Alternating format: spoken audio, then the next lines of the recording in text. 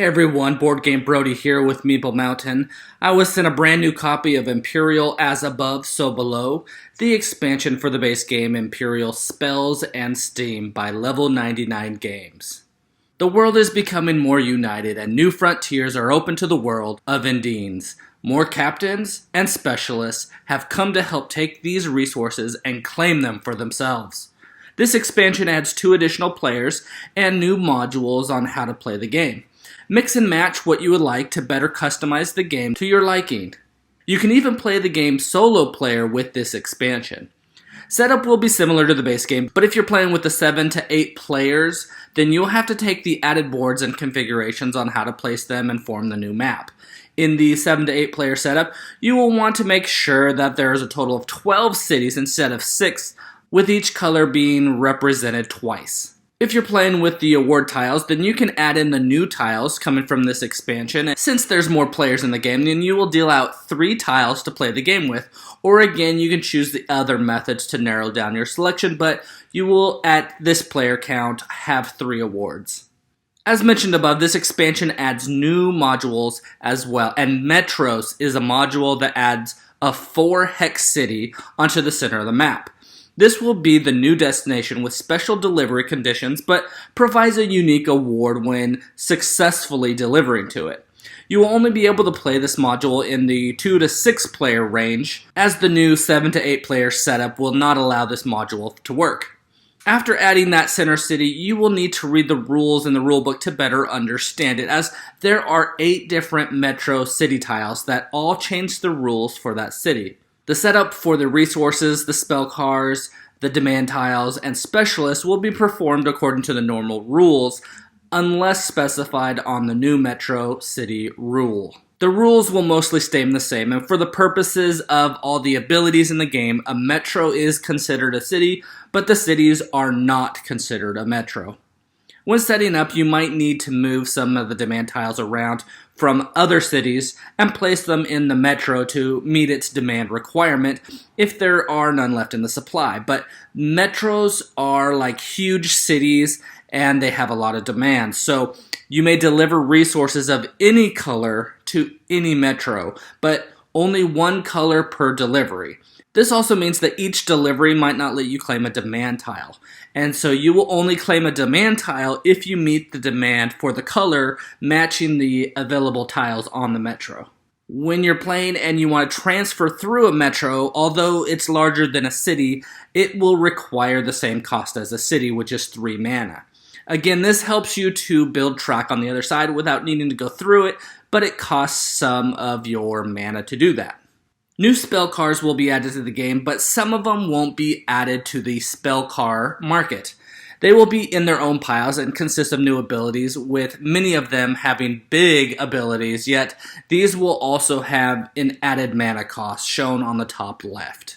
One of the biggest and probably most anticipated addition to the game is the solo mode. So in the solo mode, you will play versus an automated system that includes cards for their actions. When setting up to play in the solo mode, you will set up the game just like you're playing a standard 2-player game from the base game. However, you won't be able to use awards. You will then choose a company that you're going to play against, and you'll take its 5 company cards to form its starting deck, and then you'll place the 16 generic cards nearby, forming an upgrade deck. When playing in this solo mode, you will go first, which means that the AI will place their trains first. And the first one will be placed on a hex matching their company, and it will be placed to the type of hex as close to the middle of the map as possible, and as close to a city as possible. And the second one will be placed on an adjacent city hex of any type except for not a city or wasteland, of course. And then you will place your first 2 trains forming your headquarters, and then the game will begin. When it's the AI's turn, they will draw a card from their deck and resolve its effects to the best of its ability. And whenever there is 1 card left in the deck, you will gain a card from the upgrade deck. The new card is then shuffled in with all the other discarded cards and that last card to form a new deck, and play will resume. If there ever seems to be any ambiguity in the game, then you will choose what action the AI will take. When you're playing against the AI, whenever you have to draw a specialist that deals with the awards or copying another ability from another player, you can discard it and replace it with a new one. You also can never copy the AI's cards. Now, to be able to win against the AI, you have to understand a little bit about how they perform their actions. So let's talk about that. When building track, they will follow a list of priorities. First, they will build towards the nearest city, not yet connected to their network if possible. If not possible, then they will build on a legal hex with a resource on it. And if there's none available, then they will build towards the nearest resource. If at any point the AI can't build track, then it does not build, but still resolves any other listed effects on the card. The AI will never transfer unless its card specifically allows it to, and if it does, it will follow its listed priorities of building track.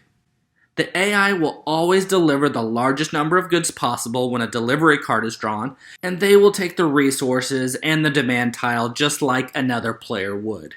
If there are different colors tied for largest possible delivery, then it'll use its priority listed on its delivery card from left to right. When moving good or resources, then they will always try to move goods that are in another player's network, but not in its own, and move them into a hex in which it is the sole occupant. If it cannot, then it will move a good from a hex it shares with a player into a hex it is the sole occupant. And it'll prioritize goods that the player has the most opportunity to deliver. If it can't make either of those moves, then it will move a good that is of a color matching a city which it's connected to, and the good that's closest to the other player's network. When instructed to place Wasteland, it must always place it in a network-adjacent hex, and it will never place one with its own trains or in a direction that will impede its progress towards the nearest unconnected city. With those two things in mind, the AI will first try to place a Wasteland tile on a hex in the other player's network that contains a good, and if it cannot, it will place it in a hex that contains a good closest to the player's network. Remember, there will be ambiguity, so you will need to decide between the possible choices. The cool thing about the AI player is that you can actually use it when playing multiplayer or co-op modes. So yeah, when you're playing like a free-for-all, you can add another AI player and change things up. The AI can become a teammate or an opponent. It's even possible to team up with a friend to face off against a team of AIs. When mastering your skills and beating the AI continually, you can make the AI harder. Hard mode lets you place 3 trains during setup instead of 2, and the expert mode lets you place 4, giving them a little head start at expanding across the map and claiming resources.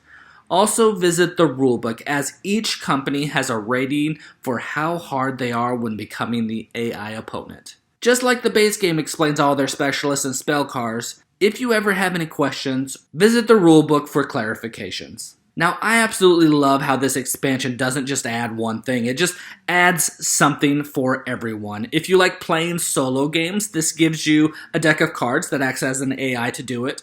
Are you always playing multiplayer? Well, then it adds in Metros tiles so that you can play and get a new city into play with some unique rules. And for those looking to play with even more than 6 players, well, now you can. It plays up to 8 players. It's pretty crazy for a game like this, but not a lot of games with these mechanics and this complexity allows you to play 8 players. But let's go back and talk about the solo mode. So it's pretty cool that you get to pick your competition. Each company has their own special cards and they play a little bit differently from another. So you're not playing the same AI each and every time. Also, if you did play the same one, it is still different because as time goes on, one random generic card is added for an action for the AI player to take, but since there are 16 cards, it's different each time, and so ultimately the AI works very well. The Metros modules are pretty awesome as well. New rules from Metro to Metro range from different ways to score points, to additional bonuses when claiming demand tiles from that city, to adding in special spell cards into the game for use. Each one gives a good amount of change that each module feels different, yet the basics continue to form the core of the game. And a 7 to 8 player expansion? I mean, are you crazy, level 99 games? Next, we'll be seeing Empyreal games with 16 players. 2 copies of the game. I mean, there's definitely enough content for everyone to have a different captain and specialists, and maybe partnering with another player of the same company. Oh yeah. This expansion adds more variety to whatever way you want to play the game. 2 new companies are added with new trains, 8 Metros tiles, 10 new captains, 24 new spell cars, 17 new specialists, 10 wasteland tiles, 6 demand tiles, 56 AI cards, 8 award tiles, 8 advisor tokens, and 20 more mana crystals. So grab your friends or play by yourself in whatever module you like to play in Empyreal As Above, So Below by Level 99 Games. Again, this is Boardgame Brody. I hope you enjoyed this video. Stick around and check out some other board game reviews to see what you might want to get to the table.